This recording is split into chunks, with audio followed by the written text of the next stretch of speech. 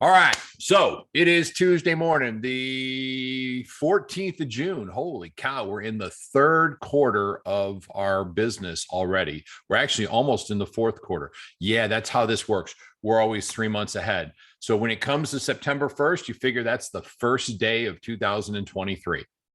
Just throwing it out there. That's how we do math in real estate. We always figure 90 days from momentum, 90 days from what you do now, you will seek and see the results from those in the future. What we're doing right now is we're focusing on your listing game because listings are the most important part of a successful real estate career. Now, for about 75% of us, most of our listings are going to come from our database, the people that already know us, like us, or love us. Or they're going to come from a farm area, an area we focus on where we want to be the area experts. It doesn't matter where they come from, though. What is going to happen is you're going to need to know how to have a conversation about value. And that's today's topic. How do we value a property which sets us up for what is going to happen in the future? Fred, I'm going to call on you in just a second. So if you could, sir, I need some expertise from somebody a little long in the tooth who's done this for a while. Here's the question, Fred. Is it highly probable with the change in the market we're experiencing right now that every single person on this call will have to have a skill set in how to ask for a price reduction or be prepared to forfeit the listing because you're just not having conversations? Fred, is that historically what happens when the market shifts? Is that where, am I on the right track here? The whole truth and nothing but the truth. or when you take the listing, it is that you have a document that they sign saying we understand that the market is shifting, and it would be to your financial disadvantage. It would be at your disadvantage not to have a structured price reduction. And you put the date and you put how much you're going to reduce it. You put the date and you have them sign it. And you say, this is a part of my marketing strategy. Yep. That is absolutely without question a way at which to go. Now, before we dive into it, so y'all get, we're going to talk about valuing properties today, how to look like an appraiser, how to think like an appraiser, how to communicate to your client what is going to happen. And we're also going to have conversations on how that particular skill set is a foundational part of your ability to have conversations about reductions in price, because everybody wants to start higher. Now, before we do, because this is all about listing, Ruth, are you on the call? Are you here, Ruth? I don't have my Yeah, I'm here. Good morning, young lady. How are you? Good morning. So this is completely unscripted. I just happened to see her name. I said, hey, I'll call out Ruth. Ruth, that's a lie. We talked about this last week and I thought it was Ruth, tell us a little bit about what you did with listings to leads, because this is about our real estate business. The table's yours, young lady. Okay. So if you hear the baby, just letting you know he's making noise. All right. Yes. Last week I went to the training for listing to lead, and it was explaining how you'll be able to put an ad, put the flyers up on social media, and how to give it to your seller for they can promote it as well.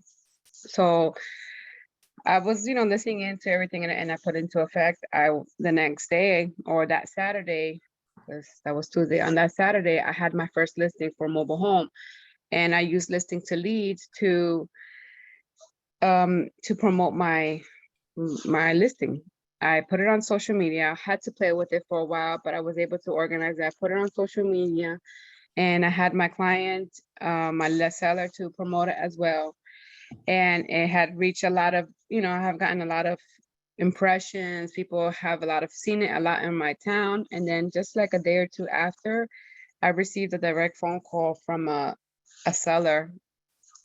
And do you know at what time? Okay, all right. So I received a direct phone call from a seller just 2 days after, asking if I'll be able to list her property and how much they charge for commission.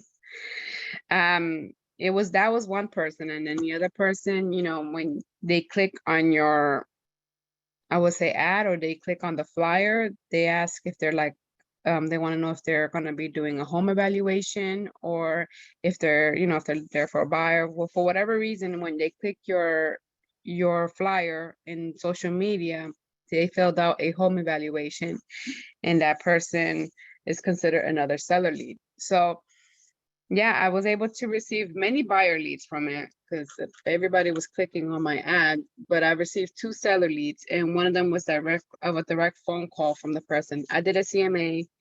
I talked to the person. Not sure if anything will come out of that, but it's crazy how it was only 2 days of that flyer that I was able to receive a seller contact That's direct awesome. contact me directly. So I mean, it pretty much, I didn't expect it to get such an effect and right away. So now I'm planning on using it for every Absolutely. listing that I use. I love the success of this, that you actually said, I'm going to put this into action. And all of a sudden it generates a seller lead, whether that one comes to fulfillment.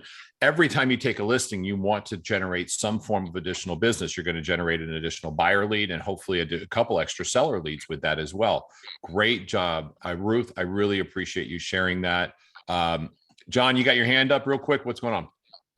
I just wanted to caveat on what Ruth was saying was the open house is the best way to get a general natural lead because you can have that conversation with that person. But don't be afraid to do a little bit more than everybody else will do. I pulled a Brent Gove on Sunday and shut down my open house. Well, I actually just walked out, left the door open. Anybody wanted to come in, could come in. Vacant property, so I had no worries there, and in a gated community. So, and I showed the buyers who wanted my house, but said it was too small. I just walked into 2 others that were on the market in the neighborhood, got them under contract last night. So Terrific. It's amazing what the open house is. It's a hot sale. No matter what, somebody's always looking to buy a house at an open house. Yep. Whether it's an investor, whether it's a first-time home buyer, whether it's an upgrade, a downgrade, whatever it is, they're looking already. They are buying today, not 6 weeks from now, not 6 months from now, but they're looking to do it way sooner than that. So if you have the opportunity and you can tell that they're ready to go, I mean, like I said, I just walked out and showed them 2 other houses that were in the neighborhood. One had an open house and the other one was just an active listing. So on showing time, walking to the other open house, I made an appointment. We went right to it. I mean, it was just so cool how it happened. And I couldn't believe the whole time I kept thinking, I'm Brent Gove. I'm Brent Gove. I'm Brent Gove. I'm pulling a Brent Gove. And I did. I pulled a Brent Gove and I got them under contract last night. Awesome, John. Thank you very much for that. And another thing I wanted to add as well is that in my community that have like really big realtors, like big companies that, it's a small town. So I have like 3 big brokerage around it. So I would think that it would be hard for someone like myself to get these listings because it's literally like a 5-minute drive from one area to the other. It's really hard to get one listing out of this small community. And like I mentioned, like you have to make yourself different from the rest. In my community, nobody's really using social media. Nobody's using doing videos, and nobody's doing open houses either. They're just listing the property and that's it. And so by doing this, using listing to lead, and not only that, using social media into my way of advertising, and hopefully soon doing open houses because nobody's doing it either. It's what makes you different from the rest, and that's what they would pick you from. They will pick you because you're different from the rest of them. Because a lot of the other ones are older brokerages. They just want to list it and just go. Love it. Love it. Ruth, thank you very much. By the way, for anybody not wondering about this is the new hats coming out right now, the GPS Global Partners hats. Hence the reason I am wearing a hat. Normally I wouldn't wear one on one of these calls. Let's jump into valuations. You need to know your market. You must know your market. You have to be a market expert. Now, in my personal area, I'm in the Central Florida area. I'm in Florida, in the central part of Florida, in the Orlando area. We have a couple different things at which we can look for our market. You're going to have something that's very, very similar in your market. This is our national board or our regional board, and most regional boards have something similar to this. It's called the Market Pulse. This one is waiting for the May numbers to come in, but it gives you some great analytics like average days on the market, on this side, total number of active listings that are on, total number of sold listings that are closed. It gives you a full barometer of what's happening in the current market, and you should know this. Now, if you don't have that ability, that's totally cool. Consider learning how to use RPR. You must be able to dive into it. Now, this is the 5th page of a report I created on a zip code we're going to talk about in our valuations. This zip code is 32825. This is what this market is about. It's my micro market. This is an area I'm about ready to go potentially list a home in. I'm going to walk you through the valuation process. How did we come about doing it? And how do we set up the price reductions? But this is information I need to know. Look at this. Last month, the price went down 3.85%. That's new. That's brand new. In the last 3 months, it went up 7%. In the last 12 months, it went up 27%. In 39 or over 24 months, it went up almost 40%. Now, y'all see this up, up, up, down. Whoa, whoa, whoa. What's going on? This information is valuable because this is something we're going to show our sellers. Say, listen, I want you to see what's happening in the market. Now, the market may go up, it may go down, it doesn't matter. Show them information, but most importantly, you must know it. Now, when I gave you that first one, that was an overall view of the Central Florida market. RPR is going to give you a much more intelligent and micro view of your particular zip code. And here's the cool part. Sellers cannot argue facts.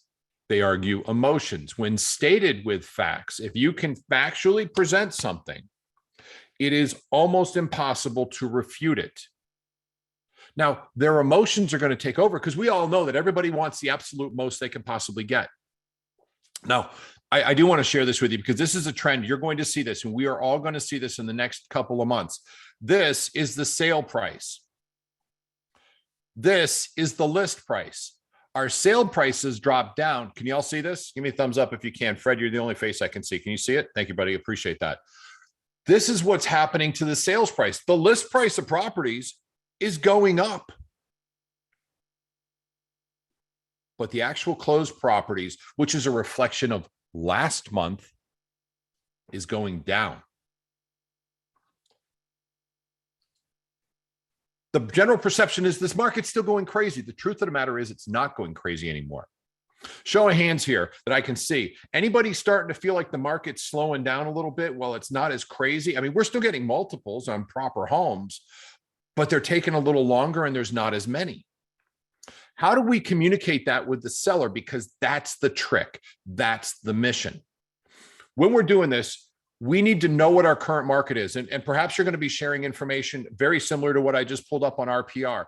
RPR is a wealth of information, a wealth of information. All right, I want to share something with you. I'm going to share my screen. We're going to get into the valuation. This is the meat and potatoes of a listing presentation. When I'm going into a listing, what I'll normally do is I'll walk a property. I use my checklist that I have, which is my listing presentation. I'll cover that towards the end.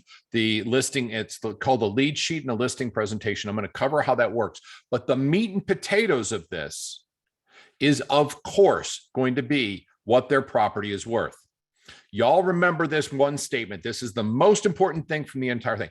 I cannot tell you what it's going to sell for, but I can give with relative assurance the 3 properties an appraiser will use and have to use to determine the value of your property. I cannot tell you what it will sell for. Take that off your plate. What do you think it's going to sell for? I think it'll sell for $3,455. Unless you plan on writing the damn check, don't say that. You don't know. You're guessing, you're speculating, you are being, and I hate this, I hate to say it this way, you're being arrogant by saying, I know what it'll do. No, you don't. I knew exactly what it would do last month, and then the market shifted, and all of a sudden, I didn't have a clue what the hell it was going to do. If I had said we have a property on the market that we're co-broking with on this one, that's $1.2 million. The market shifted. 1.1 isn't enough. 1,150,000 is probably better. And the truth be told, after 30 days, 1 million is the right price. Now, there's 9 other properties active on the market. And a month ago, there were 2. And they're all bringing their prices down. Y'all listen to this. The market is changing. We need to communicate with the client that we do not know the value, but we know the homes an appraiser will use. Now we're going to cover how to go about determining that and how to go about communicating that. And then we're going to jump into what do we say to a seller, to our clients as they're going, hey, nothing's going on. What's happening? You're going to have to know how to have these price reductions. And having this conversation right now is the most important part. This is how do we determine value? So I'm going to share my screen. For those of you that are watching on a phone, it probably is going to be a little more challenging to see. I hope this makes sense. I'm going to try and narrate it as I do it. Excuse me. So this is my MLS. And what you're looking at is a community. Our subject property is right there in the middle. You can just make out the red. Whoop. Let's see if we can do that. There we go. That's our subject property. Sorry, guys. It's going to play wonky with me for a minute. Our subject property is right here. It'll pop up in a little bit, but that's where it's located. These are three big searches. We have a big search, which covers everything around here. That's this one.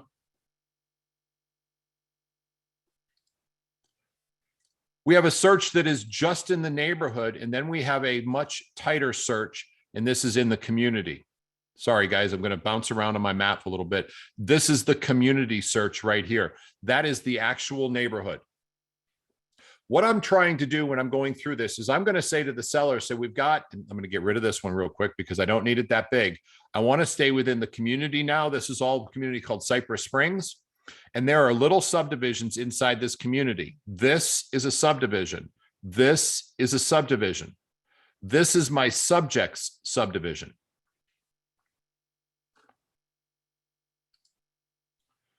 This is the part that's real important. We know where the subject property is. We've gone back in our search 180 days. We're looking for homes that an appraiser must use. And here's something that you need to know. All of us need to know this. Here's how an appraiser looks. It has to be like home in a like community. The example for that is if it's the subject property we're talking about is a 2,062 square foot bedroom or square foot home, 3-bedroom, 2-bath, 2-car garage. It backs up to water, which is equivalent to backing up to conservation. We have to find a similar home. First place an appraiser is going to look is within the community, within proximity.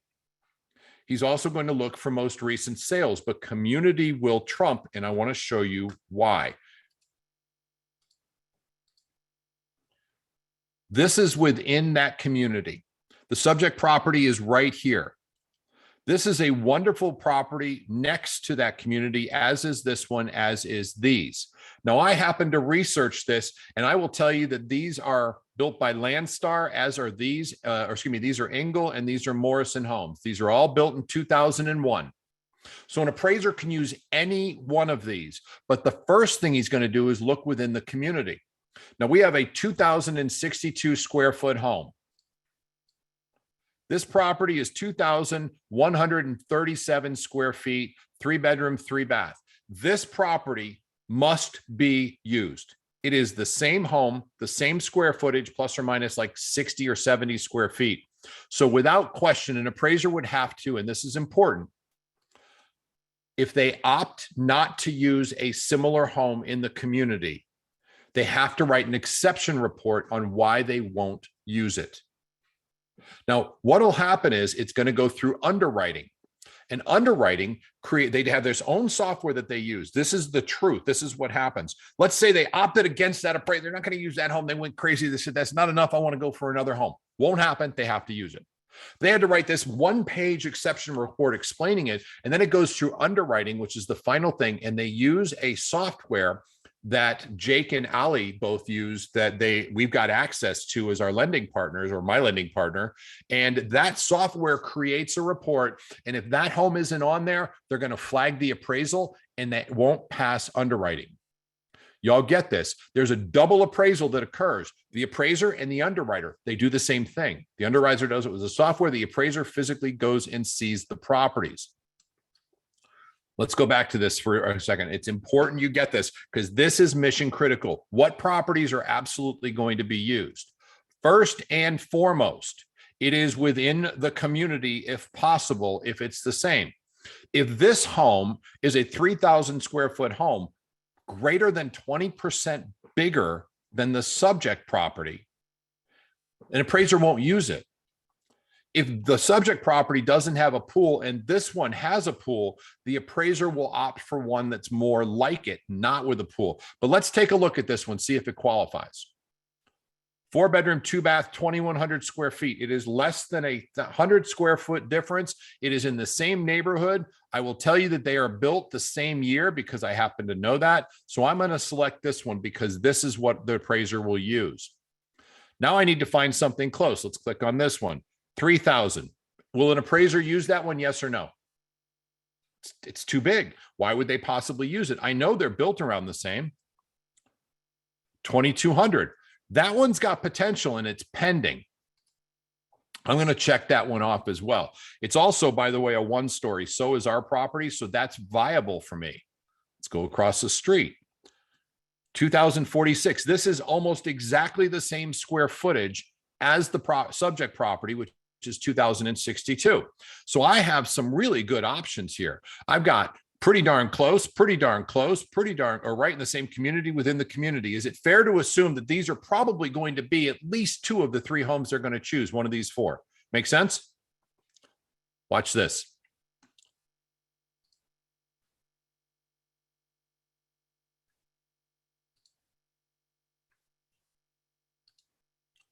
These are the 4 that we selected. Now, there's one glaring issue here. 1992 is the build. The others are 2000, 2001. Let's take a look at which one that was in the map. That one is this one. This one's built in 1990s. In fact, this entire area up here, I happen to know because I've done my research. When they were all active, I started clicking on them. I was like, wow, there's a bunch of homes built in 1990, 1989, 1991. All of these up here. And there's a bunch of homes that are newer construction, all of these through here. Those are built in 2000. An appraiser won't go and jump around with this much of a difference if there's 3 other options. However, one of you is going to say, well, this is pending. Y'all pay attention to this. You're absolutely right. It's 2,200 square feet. We'll, of course, need to adjust for that. Scrolling. Sorry, guys. It's hard with the mouse because it wants to do its own thing when I'm sharing a screen. Scrolling down on this one, it's now June 14th. Everybody has access to this in the MLS. This one is closing on July 20th. There is a high probability it will not be closed by the time my appraisal is going to occur. Now, going back to it, saying, okay, I can't use that pending because that pending won't be it. I'm going to have to take that pending off. And now all of a sudden, this adjustment for for age still becomes my best comparable. So I have 430. Hold on, let me put a different report up real quick. I use something called a bull report. It gives me a better view of everything. So I have 430 closed in February, 460 closed in April. Okay, this one's looking really good.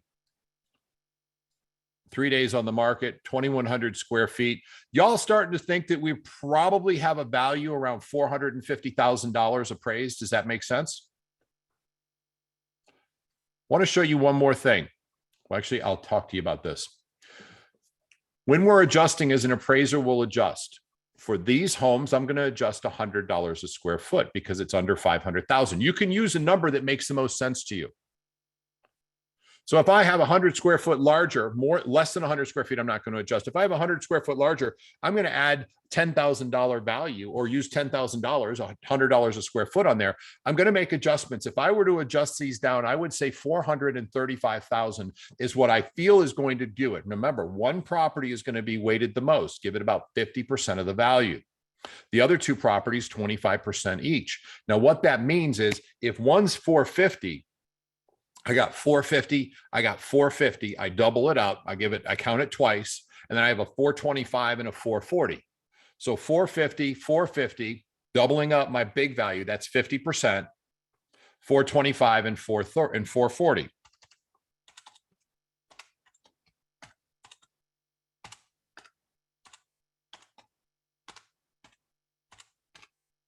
My value is 443,000 plus or minus. I believe your home, Mr. Seller, is going to appraise at $443,000. Now, that doesn't mean that's what it's going to sell for.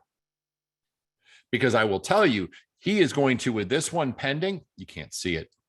He is going to want to sell it for more. I say 443 is pending at $480,000. He's like, wait a second, this is almost the same house. Okay. My quick conversation is you're absolutely right. It's $150 higher per or more square footage on this one. It is in a different community as well, but I'm going to take away 150 times $100 a square foot or $15,000. Now we're at 465,000. That's what this adjusted price would be. Folks, we have to be able to stick with the idea that the appraised value of this property in the current market is 443,000. Does it make sense? Anybody have any questions on how I came about that? How I used current listings, current solds, and how I did an idea of where I had to stay within the neighborhood. Does that make sense? Here's the important part. An appraiser wants to jump out of the neighborhood and go use a home 2 neighborhoods down, same community, but 2 subdivisions down, thereby overreaching, going over the 2 homes we already have in the community, which are like homes, like everything. I would actually adjust the sale price for time on market before I would skip out to another home. An appraiser can't go over that property, particularly if it's one of the most recent sales. And whichever is your best one has to hold the most weight. That's your conversation for value. Mr. Seller, here's what I think it's going to appraise for. And be fair to warn you that 90% of the purchasers in our particular price range, if that's accurate, 90% of the purchasers in our particular price range are going to use a mortgage of some way, shape, or form. Now, there may be some distressed properties out there where they're paying cash, but that's not who our market is. We want full value. So an appraisal is going to come into play. Does anybody here, I want to talk about major and minor search brackets. If a home is on the market, let's say we determine the market value for this property at $443,000. If I had my druthers, anything between 400 and 450 would be ideal as far as a pricing strategy. Does that make sense? You'll get that? It's a major search bracket. Nobody is searching from 400 to $437,563. They're using round numbers. Those round numbers are usually 25s, 50s, 75s, and the wholes, the hundreds, the 400.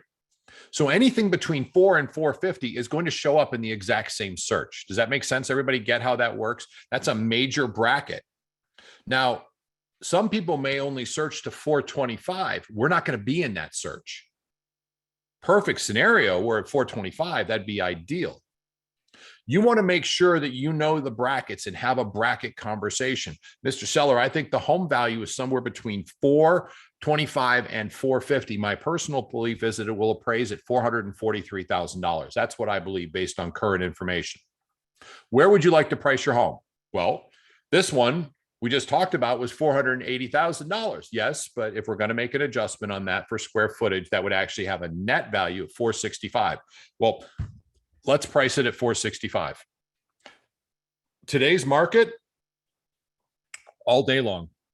Absolutely. You got it, Mr. Seller. That's a great strategy. I'll be glad to do that. It is not above the next search bracket, which would be ridiculous, over 475. I think that's too high. I personally know that's too high in this market. But do you see how I want to keep my brackets? You're always moving to the next bracket. If we're going to go 465 on this home, I'm going to support it all day long. But in that conversation, I said, let's do it. And I'm going to put everything I have behind this and let's get it sold. But if we don't get the traffic that we deserve, if we don't get offers on the property, I guarantee the marketing will be aggressive and we'll have your home everywhere. We have to consider that this is going to be a price challenge. Now, I think we're going to do fine, Mr. Seller, but I wanted you aware that we're going to look at this in 3 months or in 3 weeks. And every week we're going to have a conversation about this. And 3 weeks down the road, we're going to have to make a hard decision if we don't have this under contract. We're going to have to probably swing back to that next bracket, which would be the 450 price range. But that's a little early for this conversation. Let me put the entire weight of the marketing behind me, and then let's see what happens.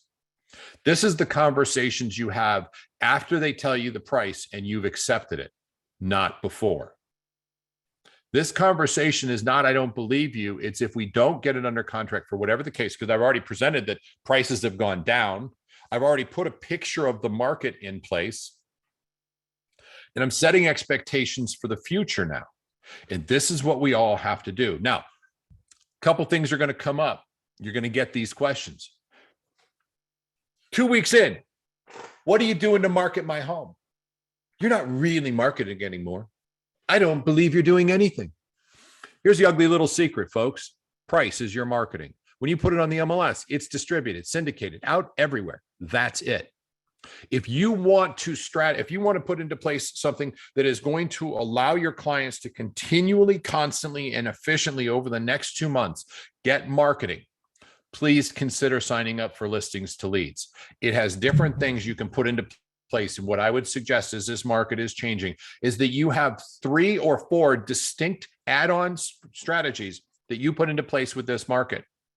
Because your clients will ask you, well, what are you doing? You're not doing anything. I don't see anything. This is important. One of them is what we just talked about. Ruth was nice enough to share this with us. One of them is sending out a flyer to them. Hey, listen, I want you to push this out to everybody in your social media. I've got a flyer I created for you. That's like day 5. Having an update with them on a weekly basis to show what's going on in the market is critical. We're going to cover next week listing updates, and these are mission critical. Joe, that's the topic. Listing updates. How do you update your sellers every week through the process? I will tell you that happens on Wednesdays. It's called Eating the Frog. It should happen on the same day for you as well. But updating your clients and communicating at an extremely high level is mission critical. It starts with a basic search and it carries on to a Wednesday ritual that happens nonstop. Every one of you has the potential for what will happen in the very, very near future. As we go through a change in the market, which we are seeing, and it is only going to get bigger, you will be able to pick up more listings. You will do that because your skill set is going to be even more valuable. Right now, truthfully, we're not as valuable as we will be in the future. Your listing skills are mission critical. However, in picking up more listings, you're going to be carrying them. And for everybody out here, if you don't set the expectation on what an appraised value will be from the start, you will not have a benchmark to fall back to over the next year, and it'll take that long to get down to it. You must have this skill set, and you must be able to communicate it. Quick summary of it. Your communication is, this is what I feel the property is going to appraise for. That is not what I'm suggesting we sell it for. It's simply that 90% of the value of the 90% of the properties will use an appraisal. So that's going to be relevant to their lending. That doesn't mean we're done negotiating on there. If we get enough, hear this out, if we get enough offers on the property, we can throw out the appraised value completely. Well, I want to start at 600, 480. Okay, that's 2,200 square feet. Yours is 1,050 square feet. We're going to have to adjust. Really, the price that one would be if it were adjusted for square footage would be $465,000. That's where I want to start. My value is $443,763. That's my appraised value. By the way, footnote, pro level tip: never ever use round numbers. Round numbers are a guess. $443,375 is an accurate number that I thought about. That is a negotiating strategy, by the way. If you're negotiating and your client is bringing money to the table, or you're negotiating a property down, somebody's made an offer on my $443,000 listing, which is priced at $465,000, they make an offer at $440,000. My conversation with the seller is, they've obviously pulled the comparables and know what it will appraise for. That's interesting. My reply back to that is, let me do some number crunching. I'll get back to you in a little bit. Now, if we're face to face, I'm going to do this. So well, hold on a second. 480 or 465, and you're offering 440. Okay, fine.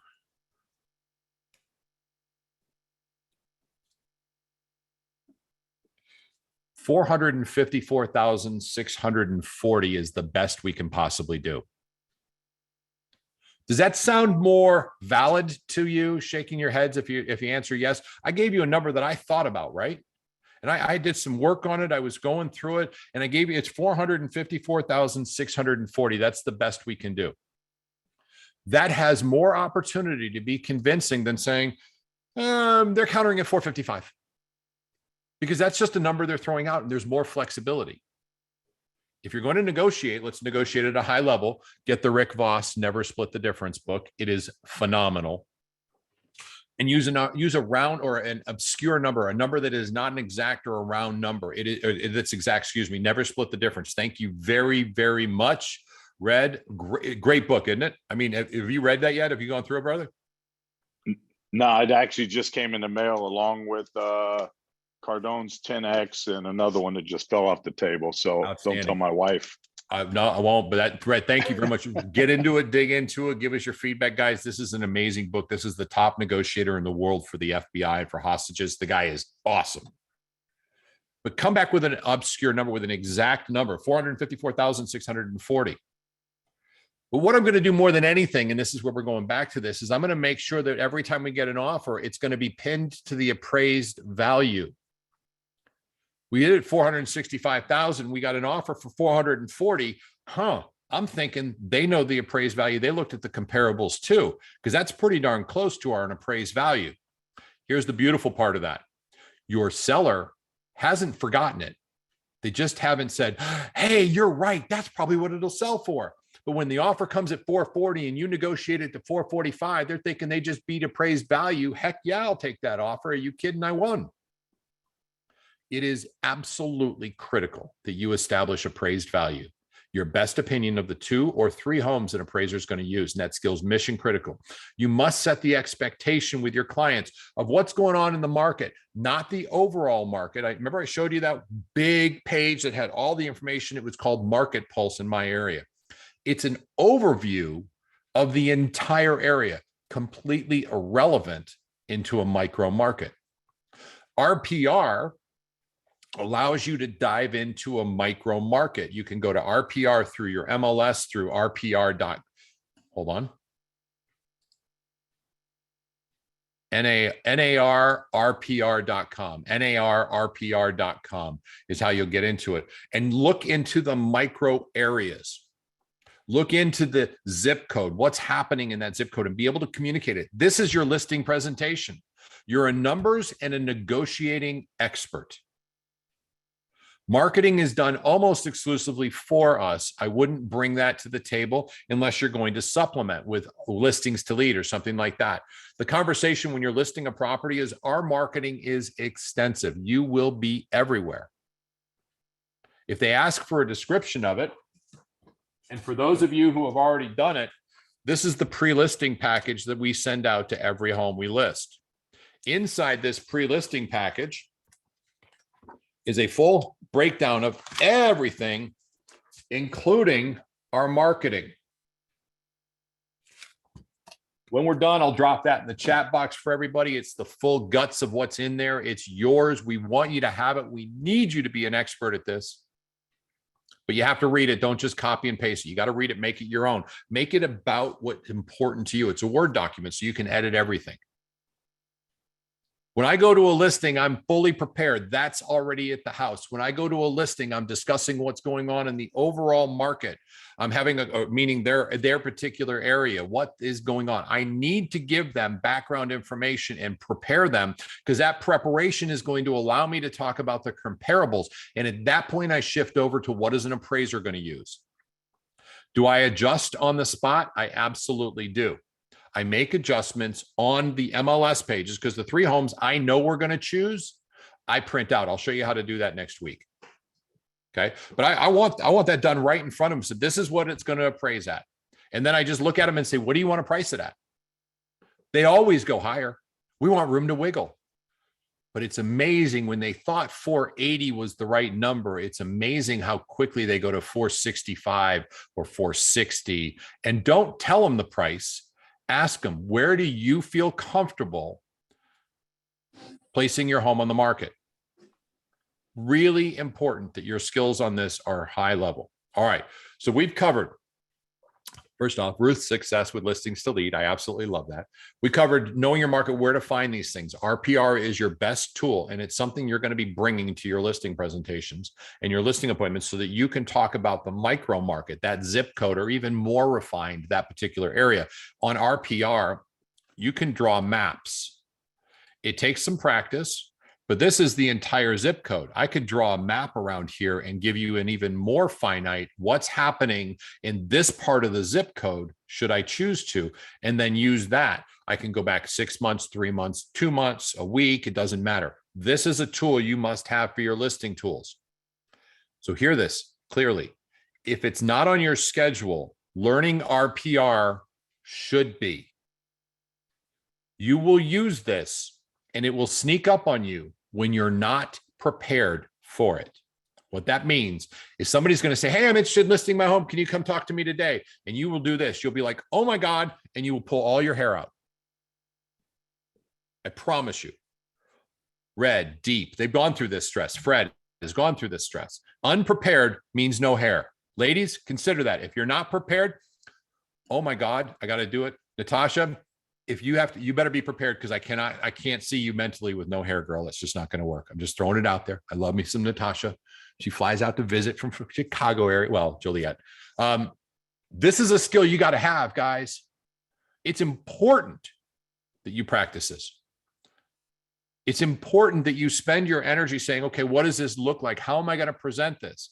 Kenya, you figuring out the next step. This is where we're going. You're getting good at this now. Kenya's a new partner of ours, is in third week in Hell Week at this point, and she's starting to nail values, and she's owns contracts. So just getting better and better and totally engaged. Love that you got energy. Love that you're being a professional. George, I'm sorry. Yes, ma'am. I need to drop this. I feel so honored to have you as my mentor and coach and partner, because everything that you just explained right now, it is exactly what I am working on, and we're going to discuss on in our meeting today. And, you know, I wouldn't be able to be where I am without your training. Just wanted to put that out there. Well, thank you very much. And here's a little secret that you're unaware. I'm not the only one that does it. All of us do this. She's going through the GPS Jumpstart checklist, and literally in Hell Week, and we're holding her accountable on a weekly basis. Every Tuesday, you and I get together and we dive into what you're doing. We value properties, look at contracts, talk about your strategy, look at your listing presentation, your buyer presentation. Basically just follow the checklist, right? And you're killing it. I'm proud of you. Way to go. Everybody else on the call, this is a skill set you must have. Have I said that enough? Are you clear? You must practice it. You must be able to, at a moment's notice, pull up RPR and say, I got what I need. Here's the tools. If you can do this, your world is going to change dramatically in the next 12 months.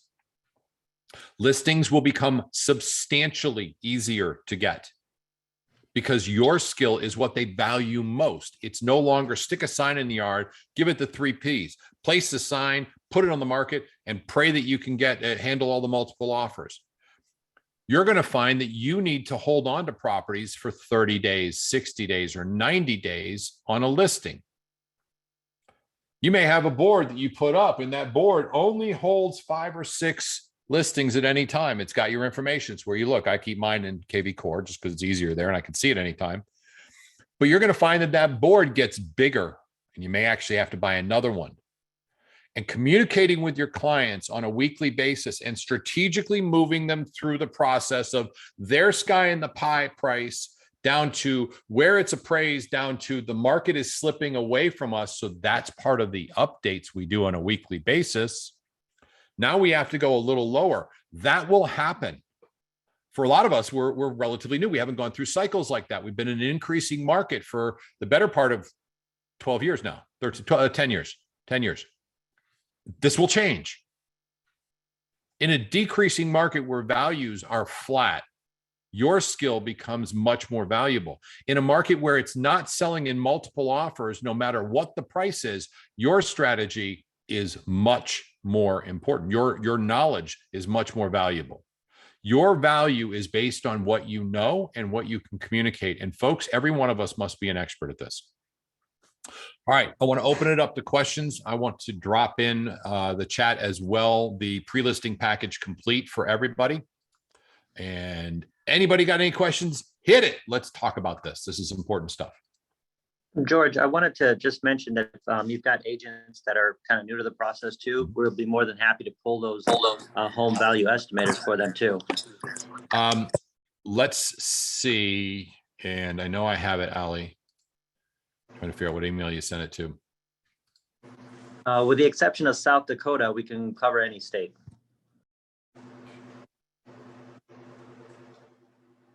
Hold on. Oh, okay. So I can actually share this, and I want to do this. This is the report that I received from Ali, and you all should take a look at this because this is awesome. There's a property that we're looking at. We wanted to make sure that we had a value to it. So I called him up and I said, hey, man, or I sent him over the address of this property, and it's part of what Motto Mortgage does for us. This is the software that the underwriters use. What you're looking at is the software the underwriters use. I gave him the address to the property, and he shot back with me the value of $846,905. That's legitimately the value of the property. I came up with 850 when I did my own research. An underwriter will look at this using the same tools we have, and there is a bunch of information in here. I'm not going to bore you with it, but in the after party, Ali, you're on the call. When we jump to the after party, folks, we're going to have an opportunity. Ali, I'd love for you to stick on for just a second, kind of talk about a little bit of what Motto Mortgage has done when we turn it off, because at that point, I think there's some value there for everybody, particularly a lot of us who are with the same brokerage. There's some opportunities there for massive value. We don't discuss those during the calls. We're recording them. That could be an after party thing for obvious reasons. This is all about you and your business. That software, though, that they have availability with is extraordinary for finding a value. I just sent him the address and he sent it back to me, and it further instigated it. That's what an underwriter is going to use. So Ali, let's bring that up when we're done with the after party. Okay. Sounds good. Awesome. Anybody else have anything? Hey, George, quick question. Yes, sir. So great information, still learning, wonderful to have all these resources. Give us some of, just from your general experience, give us some insights on like valuation for houses in a more rural area, or that 1925 house, you know, that I sold earlier this year. All right. Like, so Keith, that's a great question. What he's saying is there's some properties that are going to be challenging. We just don't have comps. I go 3 different places. The first place, I'm going to go to RTR. I look for RPR. I look for a value there. I also go to Zillow. By the way, you should always go to Zillow because that's what your clients are going to, and that's what they think is real. Your mission is, do I prove this right or wrong? And you're going to prove it one way or another, depending on it. So I look at, pardon me, I look at RPR, I look at Zillow for a value, and I go to tax records, my MLS, my personal MLS, and the tax records, it gives an estimate of value. Now, if you're having one that's really a challenge, there's no way I can explain how to do that properly, Keith, because it's it becomes just a skill set. You have to use your best judgment. Remember, like over like, so go out further if you have to. If you're looking at a 1925 farm home and you're up in a rural area of your particular community, ours is called Ocala or Apopka, excuse me.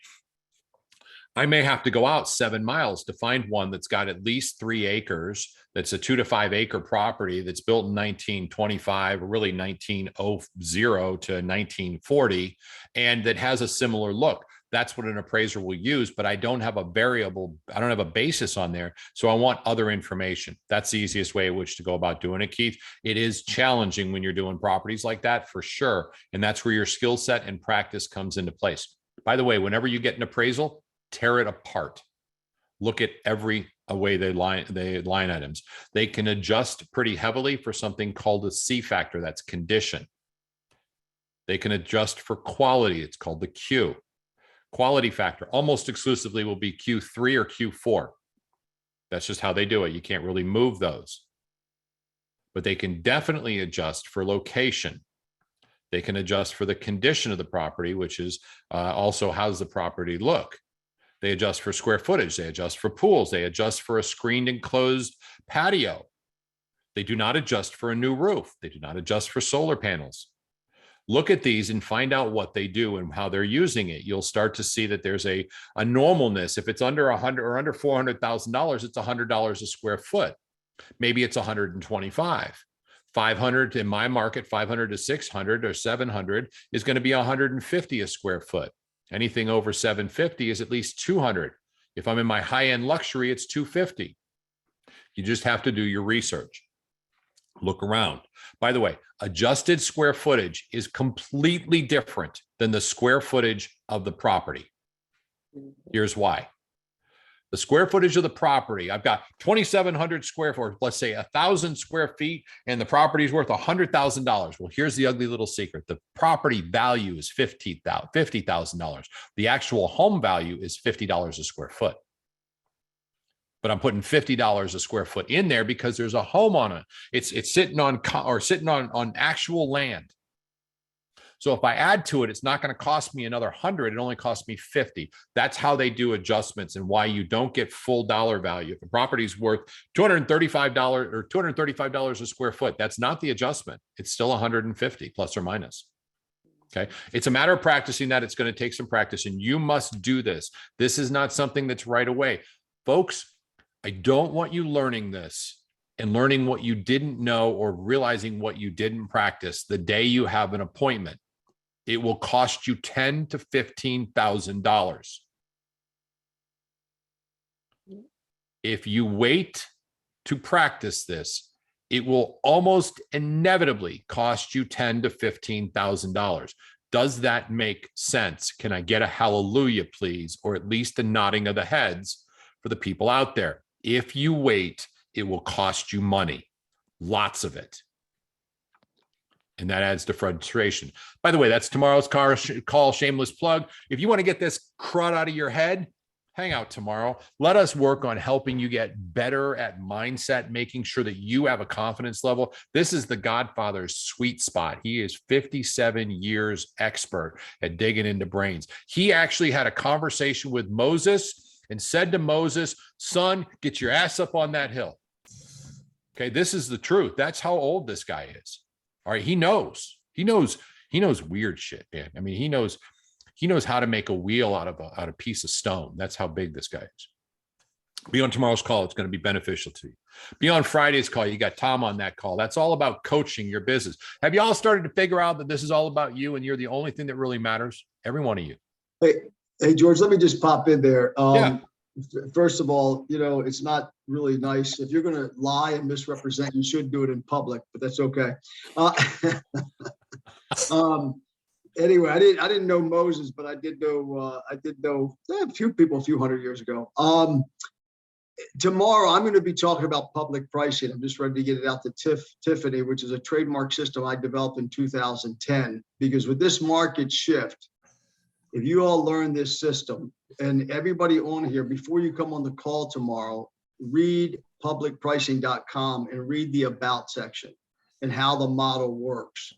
It is a powerful, powerful tool in a market like this. And I'm going to be telling this tomorrow and talking about how you can utilize it. So go to publicpricing.com and read how the model works. Okay. Tomorrow, we're going to be talking about that because since this is listing month, I'm going to focus on that. Of course, I'm going to have what blocks us from being a listing agent mindset wise, but more of the practical about, getting listings in many different creative ways. All right. So look that up. Hey, George, I got one thing I want to add to this. Thanks for the call today. It was great. I mean, I was listening in the whole time. The first thing I seen some notes coming up on there. How do you do adjustments? Where do you get those adjustments from? Let me just say, take every CMA class you can at the Board of Realtors and do a CMA every single day, and you'll become a master. If you try to wait till you get a listing appointment, you're failing. So do it now, prep now. And then the other thing I want to say is, because I study numbers just like George does on the market, in our market in Daytona, I'm seeing a decline. I had this conversation with a gentleman who buys real estate companies. And the number one thing you want to focus on is keep your relationship strong with all realtors. Number one, the realtors who are going to stay in the business. Number two, the 35% that'll be out of the business by the end of the year, that you can actually help grow your database and pay them referrals. Right on. So There's an 30 to entire conversation 35%, about that. 30 to 35% of the realtors will be out of the business by the end of the year. Guaranteed. It's happening. It's already happening. Well, that's a statistic that is natural. You all are engaged. You're here. You're actually looking at how do I work on building my business? You have a massively higher probability of not being part of that percentage. But that's just the transition of real estate agents nonstop. And it's because we're always coming into the market. We have some agents who just are not producing. If you're one of them, terrific. You're listening to this because you're looking for lead generation tips. You're looking for how to manage the leads that come in. This is the listing month. We're going to dive into some additional marketing that we can add. Every one of us can add next month, and we're going to dive into it. So if you feel like you want to jump up your marketing a little bit, we're going to be talking about making it rain. We're going to be talking about Google pay-per-click. We're going to be talking about investing a little income, a little bit of your money into generating more leads, as well as organic lead generation, which can happen every single place and time you go out, and it should. I wanted to mention what Tom brought up, which I thought was important. If you go to the GPS Global Partners, underneath the More button, you got to do this on your computer, you'll see classes and links. It'll ask for your password. If you're interested in the password, reach out to your sponsor or reach out to Tiffany or Joe. They'll get it to you. We don't talk about it on a public venue because this is just protected for all of us. And right in here is determining a home's value. Because I know she just went through it. Kenya, did that help you in figuring out how to make adjustments? Yes, all those classes are amazing. All of them, take them all. I get up at 7 every morning. I get on my car at 8:30. And after this is done, I am a nerd learning all these classes, one right after the other, right after the other. Sometimes it's 8 o'clock. And I realized that I haven't even had lunch. So learn the classes. Yeah, they are amazing. Awesome. Thank you very much for that. All right. It is 8:30. If there's anything, anybody have anything else? Awesome. Terrific. 9:30. 9:30. I do. Yeah, Liz, your hand's up. Go ahead. Real quick, guys, remember, we're still covering the GPS. We're doing the GPS Book Club on Wednesday evenings, reading shift. This is all about what we're dealing with right now. So if you want, join us tomorrow evening from 6 to 7. I'll post it on the GPS Facebook groups of the cover of the ones that we're covering. I'm sorry, guys. I was at SeaWorld yesterday. I sound like a man. Let me live. But yeah, I'll see you guys tomorrow. That's amazing, Fred. I'm looking right at you, Red, excuse me, but your lips aren't moving. That's just crazy. Look at that. Yeah. Oh, that's right. That's you, Liz. Actually, if you want to stick around for just a second, because maybe Ali can give us a quick tutelage on this one. The book club link that we have, wouldn't it be great if somebody bought the domain that was gpsbookclub.com for, I don't know, like $1.50 or something. And Ali can show us how to put the Zoom link in there. So you can say, if you want to be part of the book club, just go to gpsbookclub.com. Ali, Tiffany, let's kill it. We're done. This is the end of it. We're going to close it off. Wait, one more thing. For everybody listening in Never Land out there, remember, go out there, tell somebody you love them, tell them they're important, tell them they matter, tell them they actually make a difference. You'd be amazed how it changes their world and how it's going to change yours. The worst thing that's going to happen is they're going to feel better and feel more appreciated and more respected, and you're going to have a lot of fun doing it. That is the secret to database, right there in a nutshell. Here's your database class. Tell people they're important and that you actually care about them, and they'll start caring about you. And that's where database comes from. So Tiff, kill this bitch. We're done.